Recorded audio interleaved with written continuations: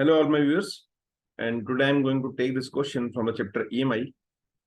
The question is saying, figure shows a square loop of side 5 centimeter being moved toward the right at a constant speed. तो right की तरफ जा रहा है किसी speed से.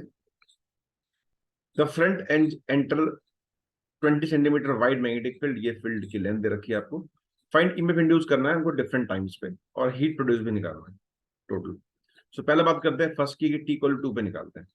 तो 5 सेंटीमीटर किसकी लंबाई है स्क्वायर लूप की और 1 सेंटीमीटर पर सेकंड की स्पीड है. मतलब अब ये अंदर जा ही रहा होगा. ठीक है, तो मैं इस केस को जनरलाइज करने की कोशिश करता हूँ ताकि हम सब टाइम पे निकाल पाए इकट्ठे. तो जब ये एंटर कर रहा होगा, लेट से ऐसा कुछ तो इसका कुछ पार्ट इसके अंदर होगा फील्ड के अंदर. तो लेट से अभी ये एक्स पार्ट इसका फील्ड के अंदर है और ये वी स्पीड से अंदर एंटर कर रहा है. ठीक है, तो ये अंदर हो गया. ठीक, नाउ मुझे निकालना ईएमएफ है. तो उसके लिए पहले मुझे फ्लक्स निकालना पड़ेगा. तो फ्लक्स लिखते हैं. फ्लक्स कितना होगा?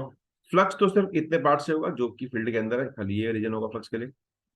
लेंथ इसकी आपने एल मान रखी है, तो फ्लक्स हो जाएगा बी इंटू एरिया. जो एरिया है वो होगा एल इंटू एक्स. इसका एरिया ये वाला एरिया. ये फ्लक्स आ गया. अब मुझे करंट निकालना है ईएमएफ. तो current is d phi by d t. EMF मतलब सो बी कांस्टेंट है, एल कांस्टेंट है, एक्स बदल रहा है खाली, d x by d t. और देखिए अगर d x by d t तो उससे आपको वी मिल जाएगा. दैट मीन्स की ईएमएफ इंड्यूस जो है वो बी एल वी रहने वाला. हमें इसकी वैल्यू भी निकालनी है. वैल्यू निकाल लेते हैं. बी हमको पता है, बी इज 0.6. एल पता है, L is 20 centimetre, 5 centimetre length है इसकी एरिया. तो 5 इंटू 10⁻². और वी भी हमको पता है, वेलोसिटी 10⁻². जब सॉल्व करेंगे so we will get this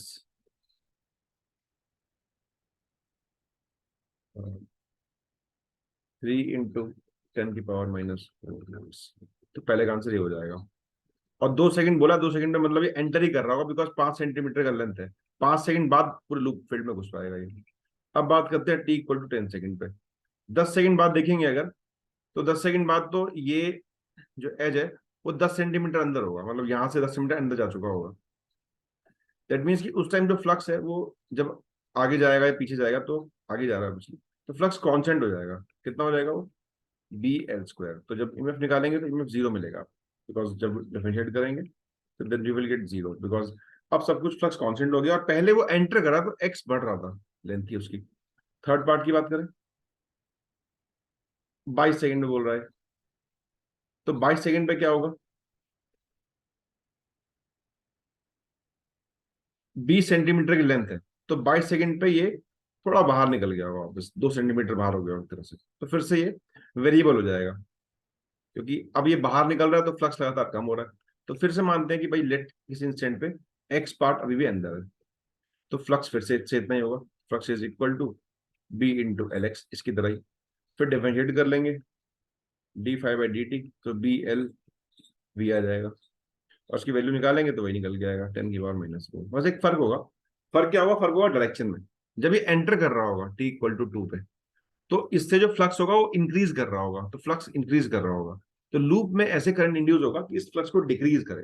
that means वो अपने अंदर कुछ डॉट बनाए, मतलब ऐसा, ताकि डॉट बनाए ताकि तभी वो अपोज कर पाएगा इसको. लेकिन जब इस इंस्टेंट की बात करेंगे, जब बाहर निकल रहा होगा तो फ्लक्स इसका जो है वो कम हो रहा होगा, तो ये चाहेगा फ्लक्स को बढ़ाए.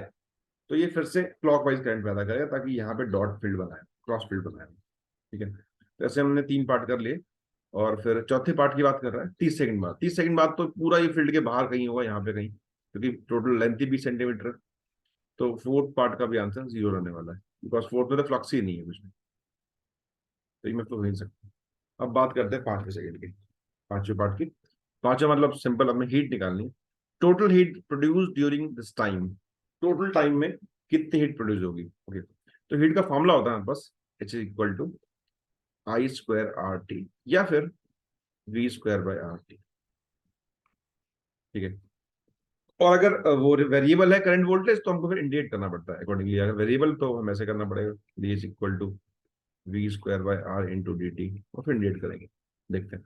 लेकिन हमने देखा कि ईएमएफ जब ये एंटर कर रहा है तो एक्स पे डिपेंड नहीं कर रहा है. एक्स कितना भी हो, हमेशा ईएमएफ बी एल वी निकल के आ रहा है और वी जो है वो कांस्टेंट है.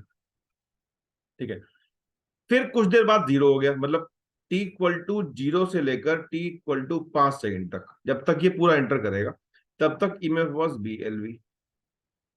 फिर t इक्वल टू 5 से लेकर t इक्वल टू 20 सेकंड तक ईएमएफ इज जीरो, क्योंकि 20 सेकंड बाद ये यहां कहीं पहुंच गया होगा। फिर t इक्वल टू 20 सेकंड से लेकर t इक्वल टू 25 सेकंड तक ये फिर लूप बाहर की तरफ जा रहा होगा, ऐसे बाहर लीव कर रहा होगा, तो यहां फिर से ईएमएफ आएगा। और इसके बाद 25 के बाद फिर से ईएमएफ जो है वो जीरो हो जाएगा। मतलब ईएमएफ या करंट लूप में सिर्फ तब होगा जब वो एंटर कर रहा होगा या लीव कर रहा होगा, बीच में कुछ नहीं होगा एक बहुत बड़े इंटरवल तक। ठीक है, उसके बाद तो होगा ही नहीं 25 के बाद। तो करंट भी उसी दौरान फ्लो करेगा और ईएमएफ की वैल्यू भी कांस्टेंट है BLV। दैट मीन्स कि हम सिंपल बोल सकते हैं कि जो करंट फ्लो कर रहा है वो 0 से 5 और 20 से 25 में कर रहा है। टोटल टाइम देखें तो 10 सेकंड का टाइम आ रहा है, 10 सेकंड तक ईएमएफ या करंट फ्लो कर रहा है। हीट निकाल सकते हैं V²/R × T। V² हो जाएगा B²L²V²/R × T। जब उसको हम सॉल्व करेंगे, BLV तो निकाल ही चुके हैं, दिस इज 9 हो जाएगा, 10⁻⁻8। रेजिस्टेंस अगर लूप का देखें तो ये दे रखा है 4.5 10⁻³ × 10। सो ये निकल के आएगा 2, and this is equal to 2 × 10⁻⁻2 joules. तो ये इसका आंसर हो जाएगा, जो हमने बहुत ही आसानी से कॉन्सेप्ट लगा के सॉल्व किया। और ये बहुत फेमस क्वेश्चन है, इसको आप ढूंढेंगे तो ये SC और NO में डिफरेंट पैकेजेस में मिल जाएगा आपको। सो आई बिलीव कि आप लोग क्लियर होगा। Thanks for watching.